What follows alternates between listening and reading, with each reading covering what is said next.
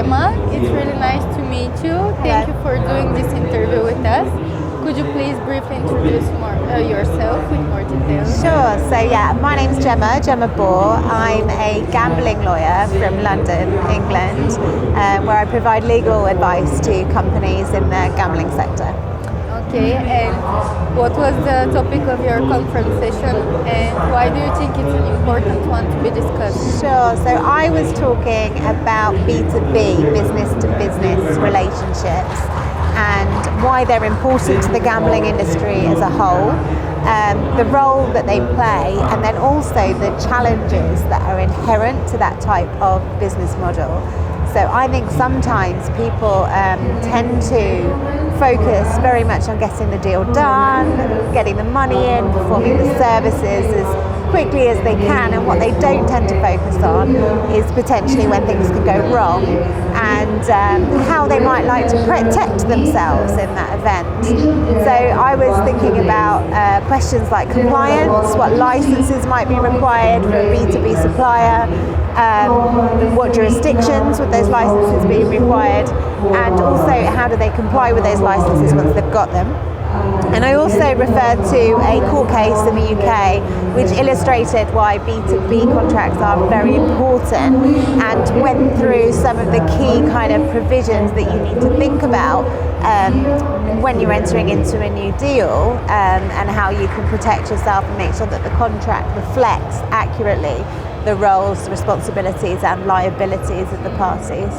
Okay, so my third question is maybe related to your previous answer, but what would you change in the present state of the global gambling industry? Sure. So I think that it's very difficult in today's market for gambling industries to be compliant across multiple jurisdictions. And that is because of uncertainty in some jurisdictions in terms of what needs to be done in order to comply. And it's also because compliance is an ever-moving feast, and it's evolving, it changes over time. And actually it's very difficult and requires a lot of resources and investment to make sure that you are up to date with changing requirements from a compliance perspective in different jurisdictions. So if there is one thing that I would like to see changed, it would be that jurisdictions put in place frameworks which are appropriate, adequate and suitable to regulate an industry such as the gambling industry, and that under those regulations the company would be able to do business in the countries with consumers fairly, and be able to make money without having the risk of, for example, losing their licenses, suddenly not being able to do business, or even worse, have advertising restrictions imposed on them, which can actually in the end grow the black market and not be fair on the consumer. Okay, and what would you say is the hottest subject in the gambling industry today? Sure. So I've been hearing a lot about virtual reality and the metaverse at this conference. I think it's a really interesting space. The ability for people to put on headsets and instantly transport themselves to a casino or equivalent is very interesting, and obviously something that's going to become bigger in the future. It also brings with it some questions that need to be asked in terms of from a safer gambling and even just a psychological perspective. How are we going to be protecting people that may overuse these functionalities and use them as a way to escape from the real world?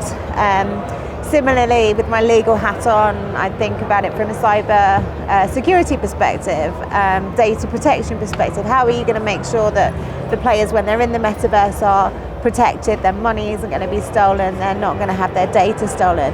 And also, how do you make sure that the person that's actually wearing that headset is the person that you verified, that you understand to be the player? I think there's a lot of potential there for actually fraud or money laundering to be taking place in the metaverse. And these are all kind of questions and considerations which will come out in the wash as it becomes bigger, as we start to understand how it is being exploited, as these things always are, and how the companies that are operating there can better prevent that from happening.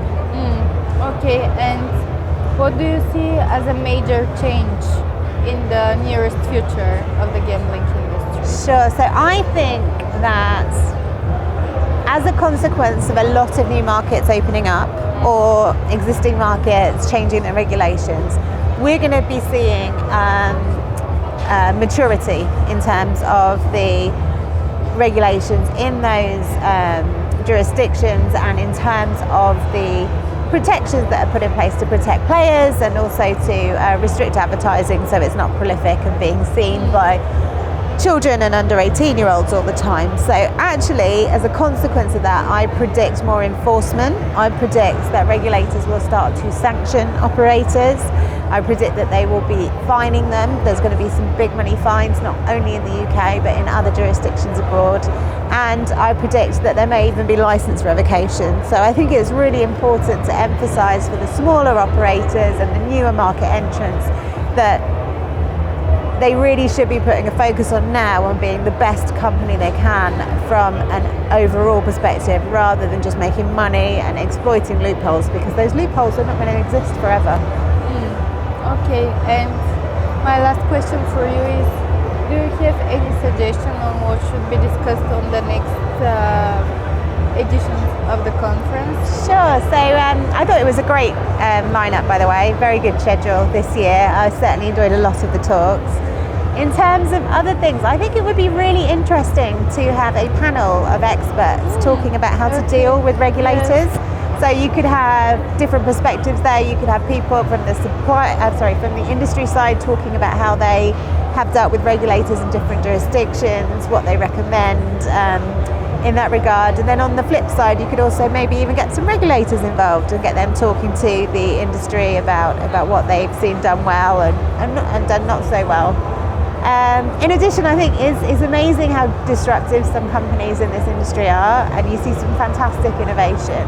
And I think it would be great to hear from some of the companies that are bringing out these innovative new virtual reality, live streaming, omni-channel products, and have them talking about them, maybe alongside legal and compliance specialists who can think about how that fits into legal frameworks and different consumer protection considerations, etc.